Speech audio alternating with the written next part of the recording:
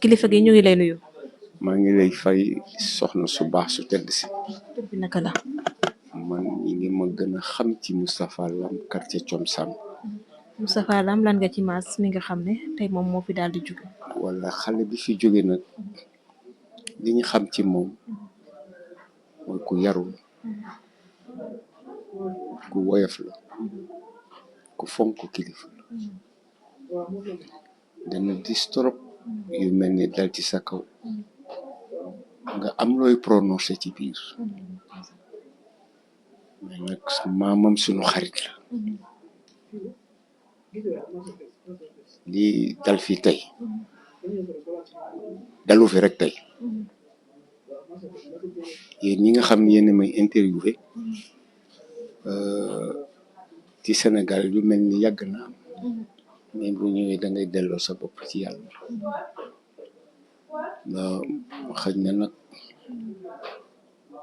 di ko def yal na ko yàlla nit donc nag famille bu mu bokk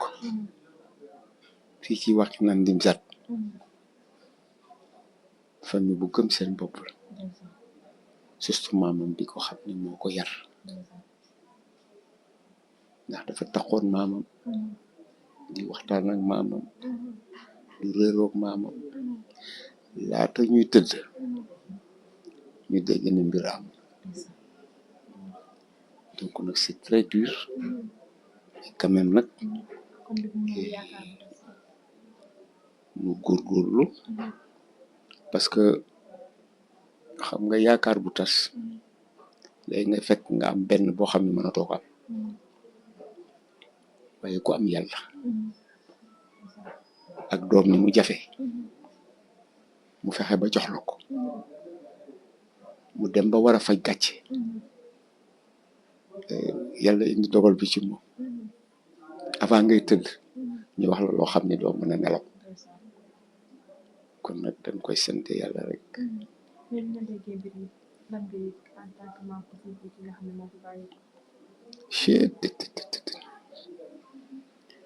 toog naa ba ñuy salaatu mënu ma nelaw dëkkunu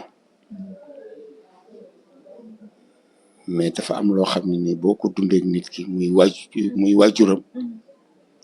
en fin de compte ni mu mel ci moom rek ni mu mel ci ñun ñi nga xam ne nii dañuy nekk ci panel bi en fin de bokk Wakhinane ba ñu nekkee Dakar nekk ay xale en fin de compte ñu dem ba bejjaaw jur ay doom loolu soxna si alhamdulilah rabbil alamin rek loolu la ñu mën a wax dañuy ñaan yàlla nag te xam nga crime bu amee du gaaw mais nag ñu ñaan suñu borom bi ñi ko yor buñ ñu mënee dimbali fexe rek ñu jox suñu jarbaat ci biir ko borom bi loolu suñ ko mënee am dana baax yéen ñi ngeen xam ne aussi